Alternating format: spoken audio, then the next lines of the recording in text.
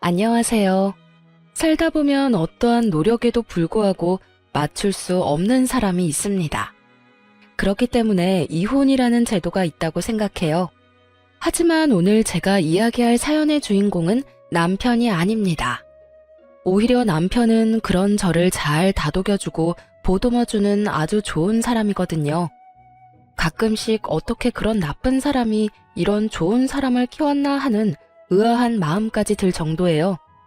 저와 잘 맞지 않는 사람은 바로 시모거든요. 시댁은 아들이 셋이나 되는 아들 부잣집이에요. 남편은 그 중에 막내였고 위로 두 아주버님들은 여태 결혼을 하지 못하고 계셨어요. 그래서 그런지 시아버지는 첫 며느리인 저를 아주 특별하게 생각해 주셨어요. 결혼식 날에도 시아버지의 그런 마음을 그대로 느낄 수 있었거든요. 며느라가, 너는 참 특별한 며느리다. 우리 막내가 너처럼 야무지고 착한 사람을 데려와서 너무 감사하고 고마운 일이야. 가족이라는 건 만들어가는 거다. 네가 외부에서 온 사람이라 하더라도 가족이 되려는 노력만 있다면 진짜 가족이 되는 거야. 나는 내 식구를 각별히 여길 수밖에 없어. 내 부모님들은 모두 타계하셨고 그 많던 형과 여동생도 뭐가 그리 급한지 벌써 다들 죽고 없지. 그러니까 너는 오래오래 우리 아들 곁에 있어다오. 가족을 모두 일찍 잃으신 참 딱한 분이셨습니다. 그래서 가정을 매우 소중히 생각하셨어요. 그런 시아버지의 모습은 남편과 참 닮아 있었죠. 네, 아버님, 저도 건강하게 그 사람 곁에서 오래오래 있을게요. 아버님도 오래오래 함께 해주세요. 그렇게 대화를 나누며 화기애애한 모습을 보인 것과 달리 시모와의 관계는 처음부터 그리 좋지 않았습니다. 그리고 결혼할 때에도 시모는 저를 쳐다보지도 않았어요. 솔직히 가장 최악이었던 건 신혼여행 후 돌아왔을 때 시모가 한 말 때문이었어요. 딴 주머니 찰 생각 말고 내조나 잘해라. 그 말은 강한 경고로 들렸습니다. 마치 제가 남편 재산을 탐내는 여자처럼 보였죠. 하지만 남편은 버는 거에 비해서 돈을 많이 모아둔 사람이 아니었어요. 저와 남편은 같은 회사에서 만나 30대 후반의 늦은 나이에 결혼을 하게 됐거든요. 솔직히 그 나이쯤에는 어느 정도 재산이 모여있기 마련인데 남편에게는 돈이 정말 많지 않았어요. 남편이 낭비가 심하다거나 주식 같은 걸 하는 사람도 아니었고요. 저희 집도 공동 명의로 반반씩 해왔고 혼수는 제가 다 넣었을 정도로 남편의 수중에는 그리 큰 돈은 없었습니다. 그런 제게 이런 말을 하니 황당할 법도 하죠. 걱정 마세요, 어머님. 제가 내조 잘할게요. 그렇게 말하고 나왔지만 기분이 나쁜 건 어쩔 수 없었습니다. 그렇지만 그 시모만 빼면 남편과의 결혼 생활은 즐겁고 좋았어요. 저는 친정의 가족이 남동생 한 명뿐이라 가정을 이룬다는 것에 큰 의미를 가지고 있었거든요. 그래서 시모가 제게 나쁘게 굴더라도 남편만 보자는 생각으로 결혼을 하게 된 거였죠. 남편과의 행복한 결혼 생활 2년 만에 저희는 임신을 하게 됐습니다. 첫 아이는 첫 손주이기도 해서 남편과 시아버지의 기대는 나날이 높아져 갔습니다. 그리고 걱정도 커져만 갔죠. 불면 날아갈까, 떼어놓으면 깨질까. 정말 두 사람의 걱정을 한 몸에 받고 있으니 부담스럽기도 했지만 너무 기뻤어요. 나와 아이를 이렇게 사랑해주는구나 하고. 그런데 시모는 달랐습니다. 명백히 제게 이상한 아기를 가지고 있다는 건 임신 중에 맞이했던 제사에서 확실히 느끼게 됐어요. 그날은 임신 이후 처음으로 맞이하는 제사였어요.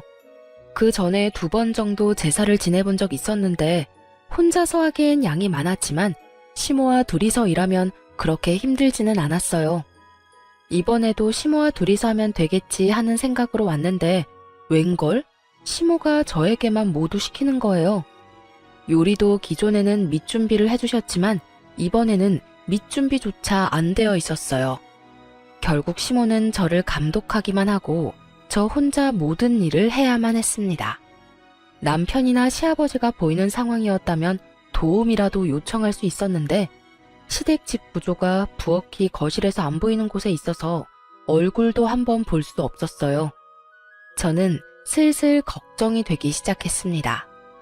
임신 20주에 산부인과에서 자궁 경부 길이를 측정했는데 2.7cm로 아슬아슬하게 위험하다는 진단을 의사로부터 받았거든요.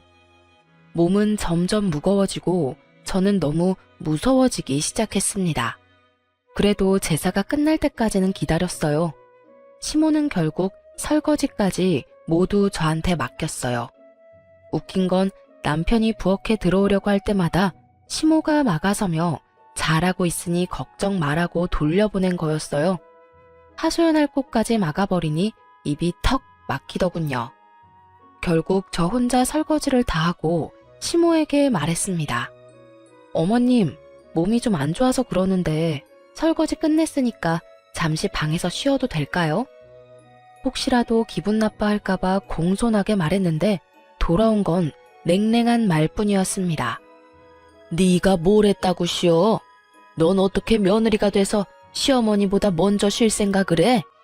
너 임신했다고 대우받을 생각하지 마. 오늘 혼자 일했다고 나한테 뭐라고 하고 싶은 것 같은데 오늘부터 계속 너 혼자 일할 거야. 네, 그래도 오늘 일은 다 끝났으니까 쉬어도 되는 건 맞죠? 저도 말이 곱게 나오지는 않았습니다. 앞으로 혼자 하라는 그 이야기에도 한마디 하려고 했지만 몸이 힘드니 그냥 쉬고 싶은 마음뿐이었거든요. 일이 어디가 다 끝났니? 오늘 네가 해야 할 일 하나 더 있어. 냉장고 정리 좀 해야 하는데 해놓거라. 나이가 들어 힘이 없으니 일을 못하겠구나. 네가 더 어리고 쌩쌩하니 네가 해. 깨끗하게 못하면 깨끗해질 때까지 시킬 테니까 한 번 할 때 열심히 해. 알았어? 그렇게 말하고 시모가 돌아서는데 진짜 머리 뚜껑이 열릴 것 같더라고요. 내가 왜 여기까지 와서 시모가 어질러 놓은 냉장고 뒤치다꺼리를 해야 하나 싶었죠. 그런데 너무 스트레스를 많이 받았는지 배가 사르르 아파오더군요. 덜컥 걱정이 됐습니다. 저는 부엌에서 배를 부여잡은 채 남편을 불렀어요. 여보, 이리 좀... 무슨 일이야? 나 배가 너무 아파. 너무 무리했나 봐. 병원에서 자궁경부 길이가 짧아져서 조심하라고 했는데. 너 꾀병이지? 내가 일 좀 시켰다고 이러는 건 아니지. 어서 일어나지 못해? 시모의 말은 귀에 들어오지도 않았습니다. 아이가 잘못될까봐 그것만 걱정됐어요. 많이 안 좋아? 병원 가자. 내가 부축할게. 걸을 수 있겠어? 결국 시댁은 한바탕 뒤집어졌습니다. 남편은 저를 데리고 곧장 차에 실어 병원으로 향했어요. 저희 집과 시댁은 10분 거리였고 집과 산부인과 거리도 15분 정도라 금방 도착할 수 있었어요. 그런데 의사 선생님 표정이 좋지 않더군요. 유산 기운이 있으니 당분간은 누워 지내라고 말씀하셨어요. 그리고 입원해서 상태를 봐야 하고 퇴원해도 괜찮을 때까지는 좀 있어봐야 한다고 했어요. 그 이야기를 듣고 있던 남편이 저와 아이가 걱정이 됐는지 얼굴을 찌푸리며 제게 말을 했습니다. 이렇게 될 때까지 일만 하는 바보가 어디 있어. 아이 생각해서 조금이라도 쉴 생각을 해야지. 나도 쉬고 싶었어. 그런데 쉴 수가 없었단 말이야. 어머니는? 어머니도 같이 일하셨잖아. 어머니한테 말했으면 쉬게 해주셨을 텐데. 어머님은 오늘 손가락 하나 까딱 안 하시고 나한테 다 시키기만 하셨다고. 내가 쉬고 싶다는 말 안 한 줄 알아? 제사 준비도 요리도 설거지도 다 혼자 해서 설거지 끝나고 쉬고 싶다고 이야기했는데 어머님이 네가 뭘 쉴 게 있냐고 쉬지 말라고 하시잖아. 할 일이 아직 남았다면서 시댁 냉장고 청소까지 시키던데. 제 말에 남편 눈이 커지더니 당황스러운 표정으로 말했어요. 어머니가? 왜? 일단 알았어. 내가 어머니한테 잘 말해둘게. 미안해, 신경 못 써서. 난 당신이 힘들면 나와서 쉴 거라고 생각했지 계속 그 안에서 일하고 있을 거라고 생각도 못했어. 그러고 보니 어머니도 이상하긴 했지. 부엌에 못 들어오게 하시더라고. 대체 왜 그러신 거지? 그러니까 이상하지. 왜 나한테 이러시는지 모르겠어. 임신을 모르시는 것도 아니고 저번 제사까지는 같이 제사 준비하고 설거지도 했는데 오늘은 아예 나한테 다 맡겨서 엄청 당황했다고. 제가 쉬고 싶어도 쉬지 못했다는 걸 알게 된 남편이 저를 안아주며 토닥거려줬어요. 어쨌든 내가 너무 미안해. 당신 힘든 줄도 모르고. 밖에서 아버지랑 이야기한다고 당신을 못 챙겼어. 다음부터는 내가 당신 챙길 테니까 걱정하지 마. 그리고 어머니한테도 확실하게 이야기해둘게. 다음부터 그런 일 있으면 나한테 전화해. 같은 집에 있어도 전화는 할 수 있잖아. 그러면 내가 확실하게 막아줄게. 남편의 다정한 말에 저는 배시시 웃으며 답했어요. 이 순간만큼은 시모의 나쁜 악담과 행동도 모두 잊을 수 있었어요. 알았어. 고마워, 여보. 고맙긴. 내가 오히려 미안하지. 당신 이렇게 될 때까지 몰라줘서. 힘들면 연차 쓰고 당분간 좀 쉬어. 우리 귀여운 딸랑구도 안정될 시간이 필요하다니까. 그렇게 남편은 저 대신 시모에게 이 상황에 대해 확실하게 말해주기로 했어요. 저는 남편만 믿고 뱃속의 아이에게 집중할 수 있었죠. 그렇게 3일간 입원하며 몸을 안정시킨 저는 퇴원하고 집에 돌아와서도 며칠간의 휴가를 쓰고 휴식을 취하기로 했어요. 마음 편히 누워있는데 시아버지에게서 전화가 왔더군요. 일하시는 동안 바쁘실 텐데도 제 몸이 안 좋다는 이야기에 시간을 내서 연락을 해주셨더라고요. 네, 아버님. 그래, 몸은 좀 어떠냐? 뱃속에 우리 손녀도 별탈 없지? 네, 잘 크고 있어요. 몸도 많이 좋아졌고요.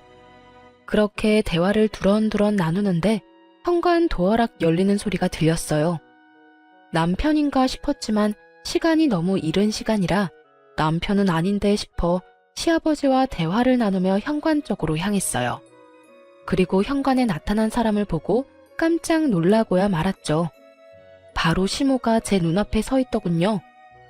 야, 너 싸가지 없는 년이 네 남편한테 뭐라고 짓거렸어? 어머님, 여긴 어떻게?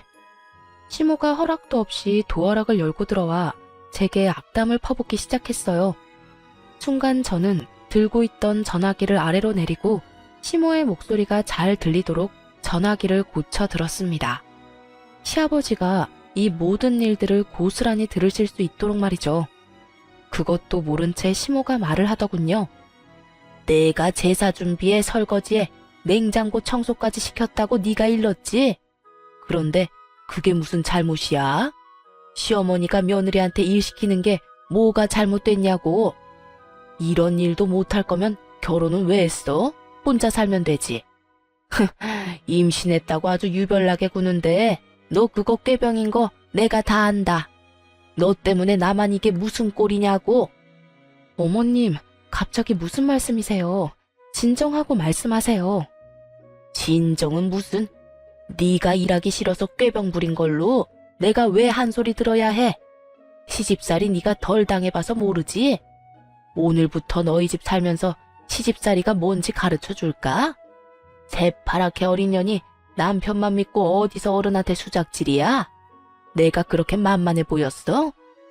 어머님, 꾀병이 아니라 병원에서 이미 진단이 난 사항이에요.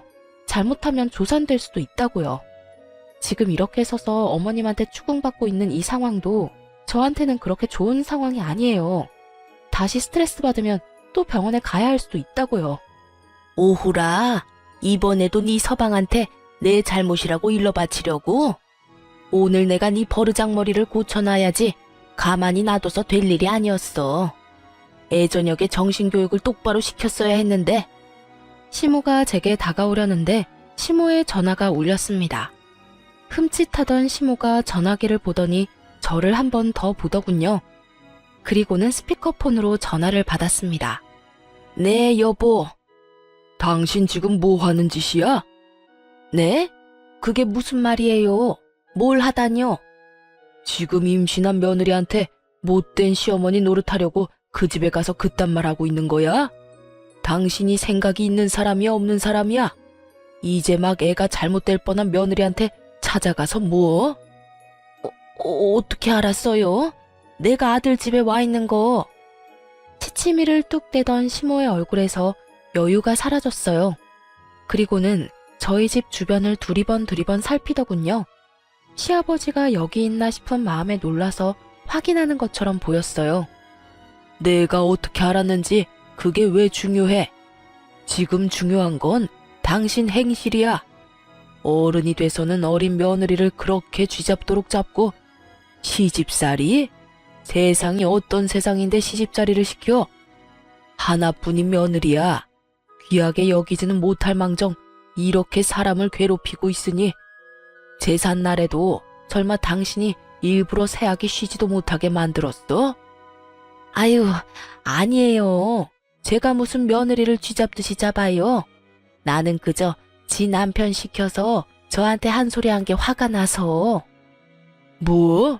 그 착한 놈이 당신한테 말할 정도면 당신이 잘못을 했겠지. 내가 이번 일 그냥 안 넘어갈 거야. 애가 잘못되기라도 하면 어쩔 뻔했어. 귀한 우리 손녀딸이 뱃속에서 놀라서 큰일이라도 났으면 어쩔 뻔했냐고.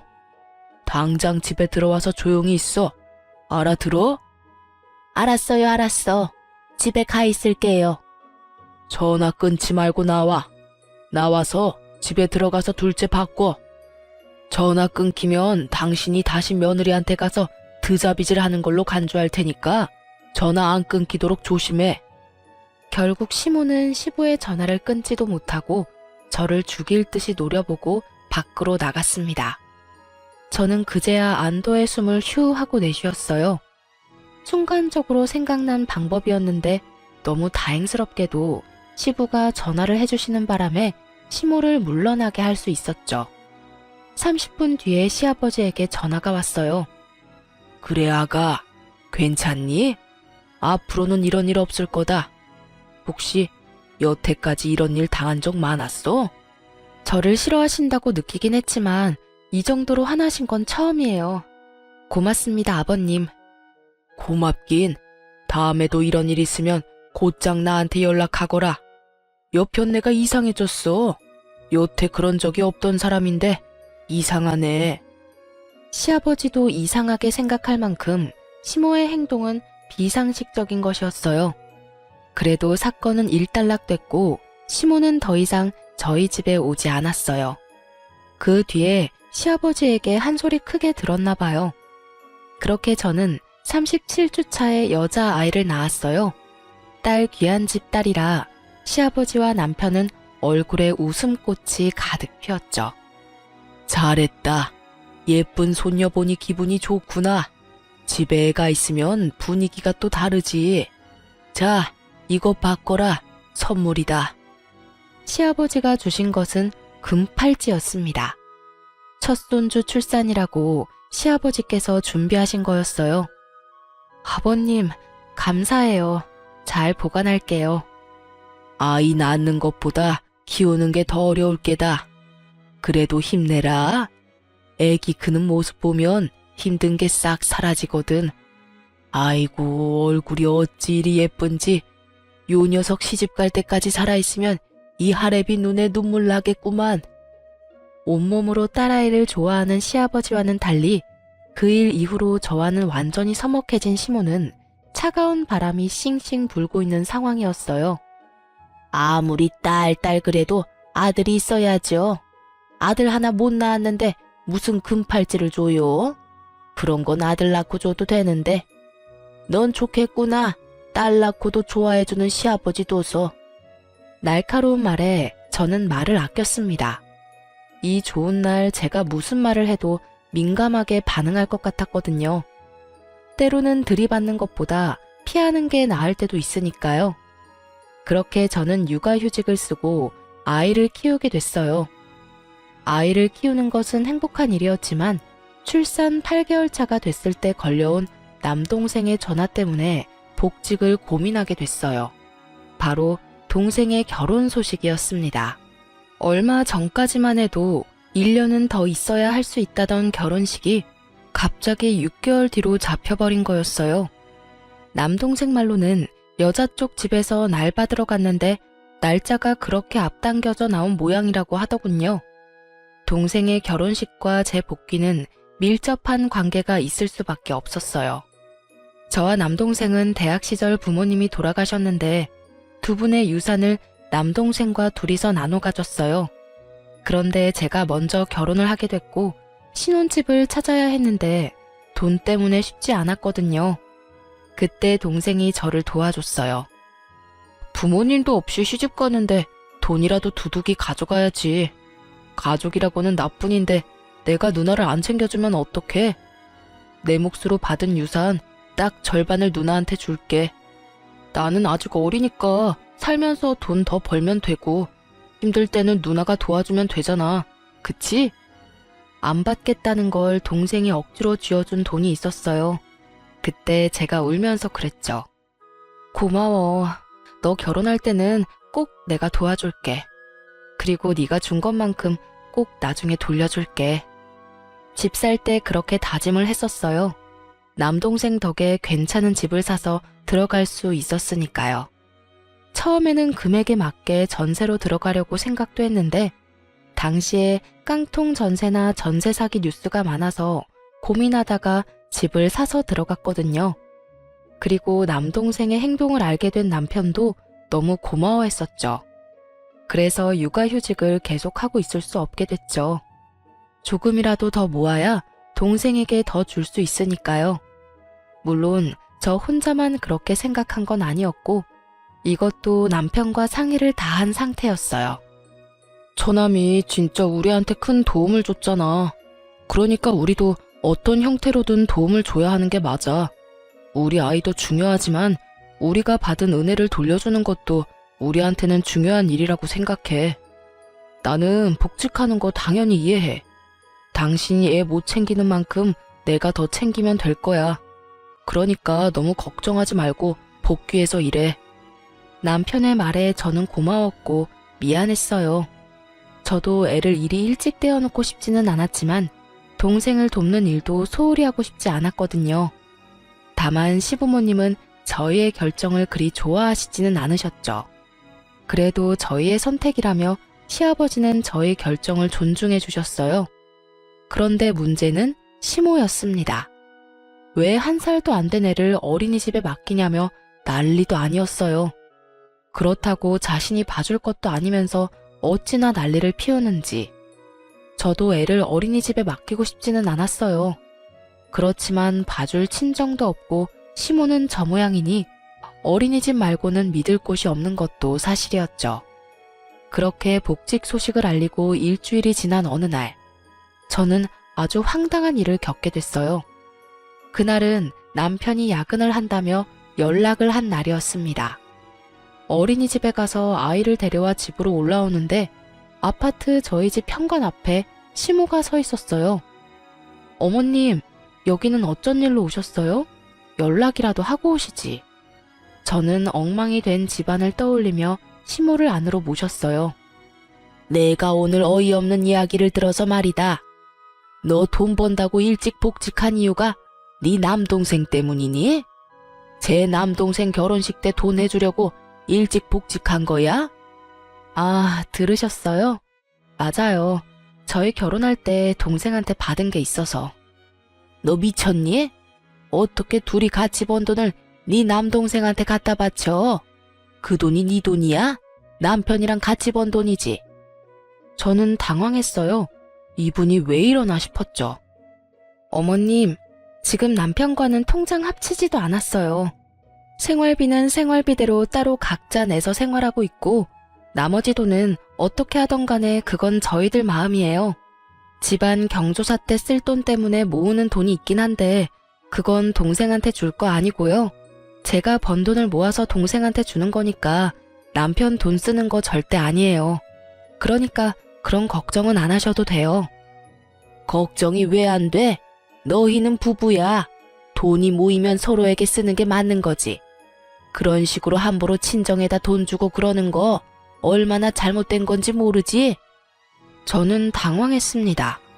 왜 저희 돈 문제에 시모가 이렇게 간섭하는지 모르겠더라고요. 제가 동생한테 돈 주는 게 왜 잘못된 거죠? 저희가 구매한 이 집, 동생이 빌려준 돈 보태서 산 거예요. 원래라면 돌려줘야 할 돈인데 저희 사정이 그러지 못하니 결혼식 축의금이라도 좀 더 챙겨주려는 것뿐이에요. 왜 저희가 그걸 어머님께 지적받아야 하는지 도무지 이해가 안 가는데요. 뭐라? 내가 어제 네 남편한테 전화했었다. 우리 둘째가 이래저래 신경 쓰인다고 독립하고 싶다며 돈을 달라고 하더구나. 그래서 네 남편한테 전화했더니 돈이 없다고 하지 않니? 돈이 없을 리가 없는데 왜 돈이 없냐고 물었더니 이런 어이없는 말을 들었던 거야. 처남 결혼식이라서 돈 줘야 된다고. 자기 형 곤란한 건 돕지 못한다는 게 도대체 무슨 말이니? 너는 출가 외인이 돈 받았으면 그걸로 끝내야지. 왜 내 자식 돈까지 앞에서 그 빚을 갚으려는 건데? 네가 문제야, 네가. 처음에 결혼할 때부터 마음에 안 들더니 가면 갈수록 더 마음에 안 드는 행동만 해. 너 때문에 네 아주버님 전세자금 마련 못하면 네가 책임질 거니? 말도 안 되는 시모의 어거지에 저는 골이 띵했습니다. 설마 남편한테 아주버님 전세금을 달라고 하셨어요? 어머님이야말로 너무하신 거 아니에요? 아주버님은 저번에도 사업자금 한다고 남편한테 돈 빌려갔잖아요. 제가 소리를 지르는데 남편이 집에 돌아왔더군요. 야근을 한다더니 무슨 이유에서인지 일찍 마쳤더라고요. 남편이 돌아오자마자 저와 실랑이를 하는 시모를 보고 깜짝 놀라 들어왔습니다. 어머니, 여기서 뭐 하세요? 너 잘 왔다. 너도 그러는 거 아니다.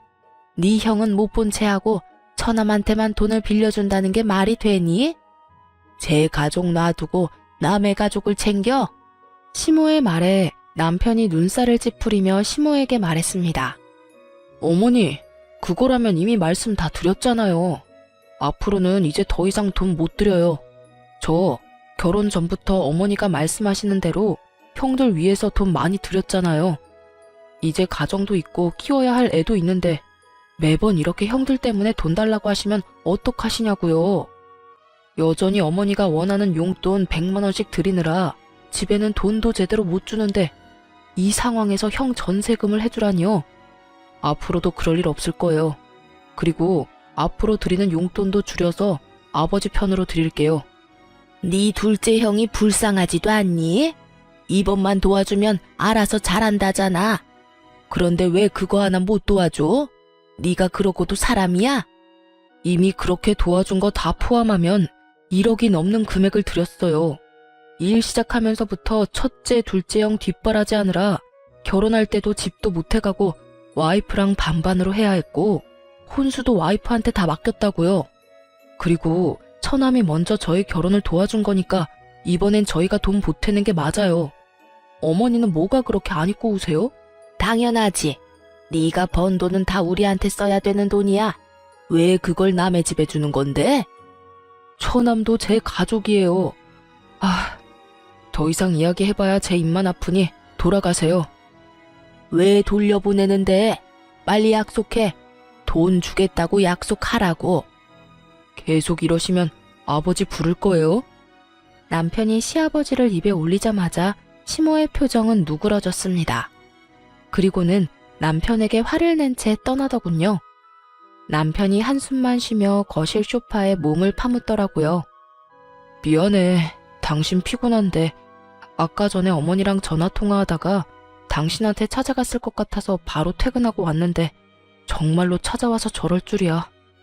짙게 피로가 묻은 남편 목소리에 더 물어보고 싶어도 미안해서 못 물어보겠더라고요. 여보, 우리 당분간 어머님 안 봤으면 좋겠어. 보실 때마다 저런 말하면 어떡해? 그래, 그러자. 당분간 거리를 갖는 것도 나쁘지는 않겠어. 결국 시모 때문에 저희는 시댁의 발길을 끊게 됐어요. 아이 때문에 못해도 2주에 한 번은 갔던 시댁이었습니다. 그리고 그렇게 발길을 끊으니 결국 시아버지는 애가 다른 모양이었어요. 예쁜 손녀딸도 함께 발길을 끊게 됐으니까요. 그래도 시아버지에게는 전화 연락은 거의 이틀에 한 번씩 드리고 있었어요. 그런데 얼굴을 안 보여주니 시아버지도 연락을 해온 거죠. 며느라가 요즘에 많이 바쁘냐? 우리 손녀딸도 보고 싶은데 오늘 시간 괜찮으면 오거라. 결국 시댁과 거리를 둔 지 한 달 만에 시댁을 찾았습니다. 그런데 입구에 들어가기도 전부터 시모가 저희를 보더니 소리를 치더군요. 너희가 왜 여기를 와? 당장 나가! 어머니, 아버지께서 부르셔서 왔어요. 도대체 왜 이러시는데요? 너희는 여기 들어올 자격 없어. 둘째 형 나 몰라라 버린 주제에. 끝나지 않는 둘째 아주버님 타령에 저도 남편도 기가 막혀 말도 안 나오더군요. 그때 나온 것이 시아버지였어요. 이게 다 무슨 일이야? 당신 왜 애들 못 들어오게 막고 있어? 당신이 애들 불렀어요? 왜 불렀어요? 난 얘네들 집에서 대접할 마음 요만큼도 없어요. 그게 무슨 소리야? 아버님, 제가 설명할게요. 어머님이 한 달 전쯤에 저희 집에 오셔서 저한테 화내신 적 있어요. 그 말에 시아버지 눈썹이 실룩거리더군요. 저는 괜히 서러워서 눈물이 나서 결국 울면서 시아버지에게 말했어요. 제 동생이 저 결혼할 때 많이 도와줬어요. 자기 몫으로 받은 유산도 반이나 떼어서 줬거든요. 그 덕분에 저희 지금 신혼집 매매로 들어올 수 있었고, 이번에 동생 결혼식이 있어서 그때 받은 것만큼 다 돌려주지는 못해도 돈 좀 모아서 결혼할 때 축의금으로 좀 많이 주고 싶어서 제가 복직도 일찍 하고 일을 한 거거든요. 그런데 어머님이 왜 그 돈으로 동생 도와주냐고. 둘째 아주버님 전세자금으로 줘야 할 돈인데 왜 마음대로 쓰냐며 저한테. 그게 사실이냐? 당신이 말해봐. 당신이 진짜로 며느리한테 친정 도와주는 거 하지 말라고 말했어? 예, 제가 그랬어요. 그게 뭐 잘못됐어요? 결혼해서 집 나왔으면 출가 외인이에요. 게다가 변변한 친정도 없으면서 번 돈을 모두 친정해 준다잖아요. 게다가 막내도 막내지. 내가 둘째 형 전세금 도와달라고 했더니 안 된다면서 매몰차게 거절하더니 여기는 무슨 낯짝으로 찾은 거야? 당신이야말로 무슨 낯짝으로 거길 찾아가? 내가 저번에도 이야기했지. 제발 어른이면 채통 좀 지키라고. 당신이 뭔데 아들 내외 집에 가서 돈 쓰는 거에 화를 내고 와? 애들이 허투루 돈 쓰는 것도 아니고 다 좋은 곳, 갚아야 할 곳에 쓰는데 당신은 뭐가 그리 고가워? 그럼 화가 나지 않나요? 당신은 왜 이렇게 얘네들 편만 들어요? 당신은 우리 둘째가 불쌍하지도 않아요? 그 나이가 되도록 제대로 된 지원도 못 받고 결국은 저렇게 혼자 남은 애가 불쌍하지도 않냐고. 그런 형 도와달라는데 끝까지 안 된다고 우기는 저놈이 우리 가족이 맞기는 하냐고요. 저리 싫으면 중이 떠나는 법이랬어요. 안 오니 속이나 편하던데 왜 와서 사람 속을 뒤집어? 어머니, 꼭 그렇게 말씀하셔야 되겠어요? 여태껏 둘째 형 사업 자금이라며 빌려달라고 한 돈이 얼마인지 아시기는 하냐고요. 저요, 그 돈 받을 생각도 안 하고 빌려줬어요. 그래도 내 가족이고 어머니 부탁이었으니까. 그런데 지금 제 꼴을 좀 보세요. 둘째 형 되지도 않는 사업에 돈 붓다가 지금은 어머니한테 매달 100만 원씩 드리고 있잖아요. 어머니야말로 저를 가족이라고 생각하시는 게 맞아요? 절 편할 때 꺼내 쓰는 돈통이라고 생각하는 건 아니냐고요. 매번 형님들 때문에 주머니 털리는 제 기분은 생각도 안 해보셨죠? 뭐? 이건 또 무슨 말이야? 왜 당신이 아들한테 돈을 100만 원씩 받아? 여보, 그게... 아니, 둘째가 그때 사업한다고 설쳤을 때 돈 좀 빌려달라고 해서 대출 받아서 좀 빌려줬어요. 애가 잘 되면 갚겠다고 했는데 잘 안 되는 바람에 빚이 고스란히 남아서 막내한테 돈 좀 달라고 했죠. 솔직히 여태 이만큼 키워줬으면 그 정도는 해줘야 하는 거 아니에요? 뭐야? 지금 당신 미쳤어? 대출을 막내한테 대신 갚게 한 거야? 미치지 않고서야 이런 짓을 할 리가 없지. 설마 당신 친자식이 아니라고 이런 짓을 한 거야? 내가 뭐라고 그랬어? 나랑 가장 가까웠던 동생의 아들이라고 친자식처럼 잘 대해주라 했더니 설마 뒤에서 그런 짓을 했다고? 남의 자식한테 내 자식 뒤치다꺼리 맡기는 게 도대체 무슨 짓이냐고? 말해봐라 막내야. 왜 네가 번 돈을 다 줬어? 그런 일 있으면 나한테 말했어야지. 그래도 키워주셨잖아요. 어떻게 모른 채 해요? 키워준 은혜라고 생각하며 드린 거예요. 얼마 전에 아내한테까지 돈 문제로 막말하시는 거 보고 더 이상 안 드리겠다고 했더니 화를 엄청 내고 돌아가셨고요. 듣고 있던 저는 이야기에 따라가기가 힘들었어요. 남편이 친자식이 아니라니. 시모에게의 남편은 자식이 아니라 시조카였던 거예요. 그러고 보니 유독 시모가 저에게 못되게 굴고 남편에게 돈을 뜯어낸 게 다시 보이기 시작했어요. 그리고 저에게 못되게 군 것도 손녀딸에게 애정이 없었던 이유도 모두 이해가 갔죠. 제가 있어서 남편 돈을 온전히 다 못 받으니까 저와의 결혼 자체를 탐탁치 않게 생각한 거예요. 남편이 저와 결혼하지 않았다면 영영 자신의 친자식들을 위한 통장으로 사용했을 거라는 생각을 하니 소름이 쫙 끼치더군요. 착한 남편이 여태 두 형들 뒷바라지하느라 그렇게 돈이 없었구나 생각하니 남편의 주머니 사정도 이해가 갔습니다. 시부의 얼굴은 화가 나는 걸 넘어서서 못 터질 것처럼 벌겋게 부풀었어요. 이 여편네가 정신이 나갔어. 노망이라도 든 거야? 그래서 지금까지 막내를 그렇게 이용해 먹었다 이거냐고? 키워줬다는 이유 하나로? 키워준 은혜 갚는다는 막내한테 돈 뜯어서 당신 자식들한테 돈 갖다 바치고 다 털어먹고? 생각이 있는 거냐고? 내가 저 녀석 제대로 된 인간 노릇할 때까지 돈 한 푼 주지 말라고 한 거 잊었어? 사업에 능력이 없으면 포기하고 다른 직장을 찾아야지. 나이 50이 다 돼가는 놈이 여전히 직장도 없이 집에 빌붙어 살고 그것도 막내 돈으로 속 편하게? 당장 짐 싸서 둘째 녀석이랑 당신 둘 다 나가. 둘째 너는 제대로 된 직장 얻기 전까지는 집에 한 발짝도 못 들어온다. 얼른 나가. 시아버지의 말에 이 모든 상황을 관망하고 있던 둘째 아주버님이 황급히 나서며 말했어요. 아버지, 저는 잘못 없어요. 다 엄마 혼자 한 행동인데 왜 저한테까지 불똥이 튀어요? 내 말 못 들었냐? 네 놈이 일찌감치 자리 잡고 직장 얻었으면 이럴 일도 없었어. 동생 보기 부끄럽지도 않아? 아니, 이번엔 분명히 괜찮은 아이템이라 성공할 줄 알아서. 아이템 같은 소리하고 자빠졌네. 야, 똑같은 이야기를 벌써 20년째 듣고 있다. 네가 털어먹은 돈이 얼만지 알기나 해? 봐주는 것도 이제 끝이야. 그럼 집은요? 전세금이라도 주셔야 나가죠. 전세금? 네 앞에서 감히 전세금 소리가 나와?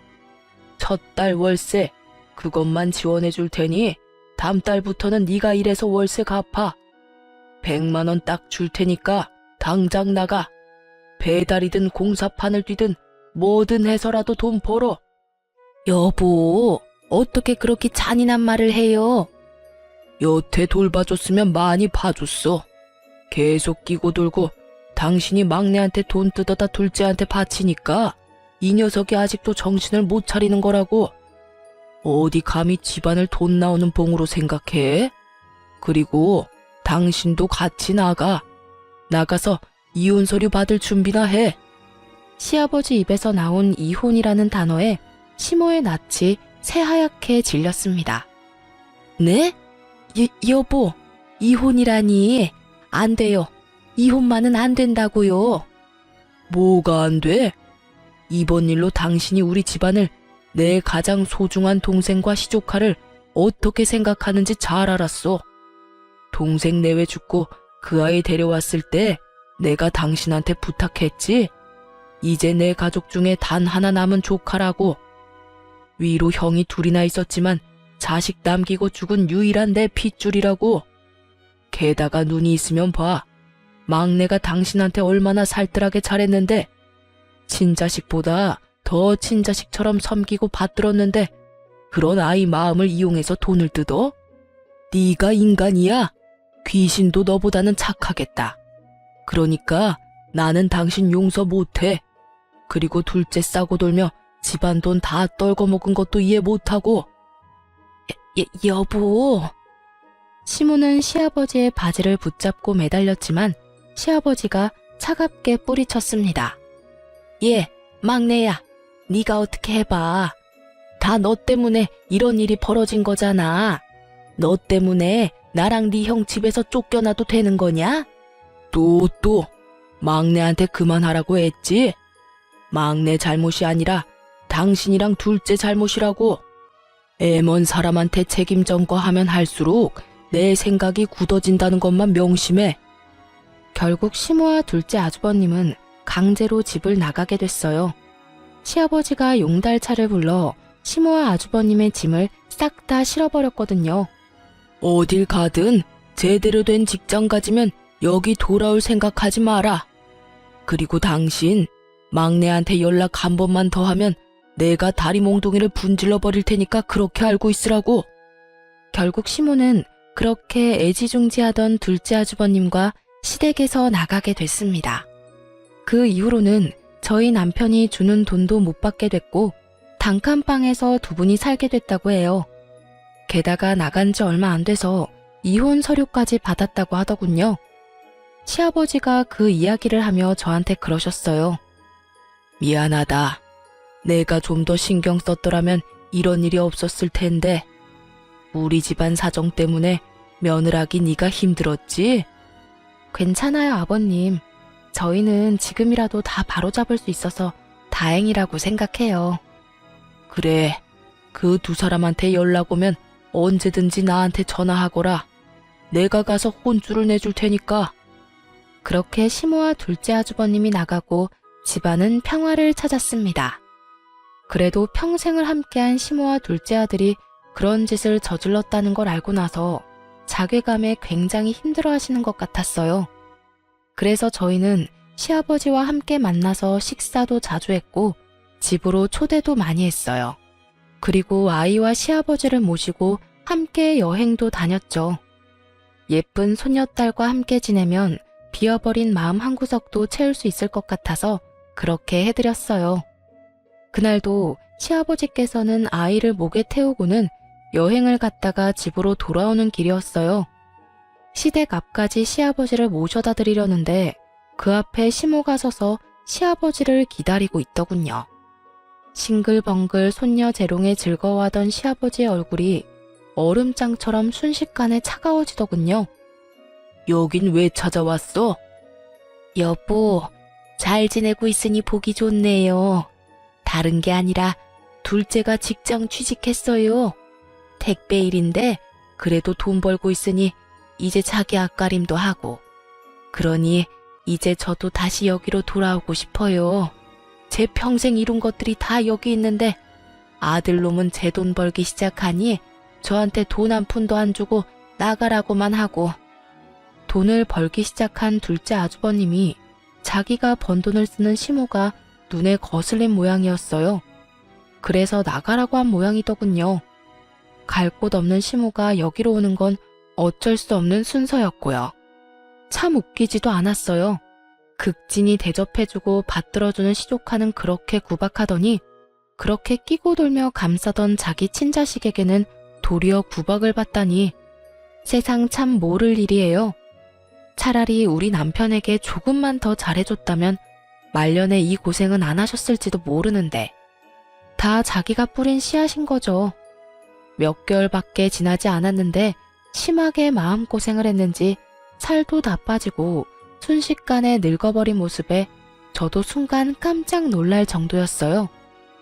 우리 이미 이혼했어. 잊었어? 나는 당신이랑 다시 합칠 생각 추호도 없어. 여보, 다시 한 번만 생각해줘요. 나도 반성 많이 했어요. 두 번 다시 막내한테 그러지 않을게요. 저 지금 대출금 밀려서 큰일 나게 생겼다고요. 여태껏 막내한테 열심히 갚게 만들었으니 이제는 둘째한테 갚게 하면 되겠네. 둘째도 나 버렸다니까요. 왜 저를 이해를 못해줘요? 막내도 그랬잖아요. 키워준 은혜라 생각하고 돈 갚아줬다고. 그게 자랑이야? 그래서 내가 당신 안 받아주는 거야. 동생 죽고 막내가 우리 집에 올 때 동생 유산으로 2억 받은 거 새카맣게 잊었어? 그 돈 덕분에 우리 집 망할 뻔했을 때 그걸로 겨우겨우 살아난 거 잊었냐고. 그래서 내가 말했지. 우리 집 복덩이니까 잘 키워달라고. 당신은 내 동생 목숨값으로 잘 먹고 잘 살아놓고 은혜를 원수로 갚은 거야. 어떻게 막내한테 또 돈을 뜯어? 동생 유산 덕분에 당신이 여태 이렇게 누리면서 살았다고. 그런데 그치만 그건 당연히 줘야 하는 거잖아요. 남의 집에 애를 맡기면서 그 정도 돈도 안 주면. 그러면 그 돈 받고 애들이나 잘 돌보면 될 일이지. 다 큰 막내한테 돈은 왜 뜯었어? 게다가 며느리한테까지 가서 그 주태를 보여? 끝까지 반성 안 하고 뻔뻔했던 시모는 본전도 못 찾고 그 자리에서 떠났습니다. 시아버지가 시댁에 들어가서 저희에게 자세한 이야기를 해주시면서 통장 하나를 주시더군요. 그 안에는 2억이라는 큰 돈이 찍혀 있었어요. 알고 보니 남편 아버지, 그러니까 시아버지의 남동생이 돌아가시면서 유산으로 2억을 남겼다고 해요. 그걸로 급한 불 끄느라 그만큼 돈 벌 때까지 이렇게 오래 걸렸다고 하시면서 말이죠. 남편은 2억 중에 1억만 받기로 했는데 나머지 1억은 키워준 은혜로 돌려드리겠다고 했어요. 그러자 시아버지께서는 웃으며 저에게 나머지 1억을 주겠다고 하셨어요. 가족 때문에 마음고생한 너한테 이 돈을 주마. 결혼식 때 동생한테 빌린 돈도 갚고 남은 걸로는 너 원하는 데 쓰거라. 그 돈은 온전히 너희 거다. 사실은 너희 시모가 가져간 돈도 다 돌려주면 좋으련만 그것까지는 내가 어떻게 해볼 도리가 없어. 그 사람도 어쩌자고 그런 짓을 했는지. 그렇게 저와 남편은 시아버지에게 생각지도 못한 돈을 받게 됐어요. 그 돈으로 남동생 결혼식에 도움을 줄 수 있었고요. 남편은 갑자기 생긴 돈에 놀라면서도 아이를 위해 잘 놔두겠다고 말했어요. 시모도 저희 남편에게 조금만 더 잘해줬으면 이렇게 늙어서 고생할 일은 없었을 거예요. 시댁은 안정을 찾았고 저와 남편의 생활도 안정을 찾았어요. 그리고 저는 둘째를 임신 중이죠. 시모가 저와 맞지 않다고 사연 처음에 말씀해 드렸는데 실제로는 많은 사람과 맞지 않았나 봅니다. 결국에는 이렇게 시댁에서 뚝 떨어내듯 도련해져 버렸으니 말이죠. 이래서 뿌린 대로 거둔다는 말이 있나 봅니다. 그렇게 자기 팔자 열심히 꼰 시모 보며 새로이 마음을 다잡게 됐네요. 평생 잊지 못할 교훈을 주셔서 그 교훈 가슴에 새기고 살고 있어요. 지금까지 제 사연 들어주셔서 감사합니다. 좋은 하루 되세요.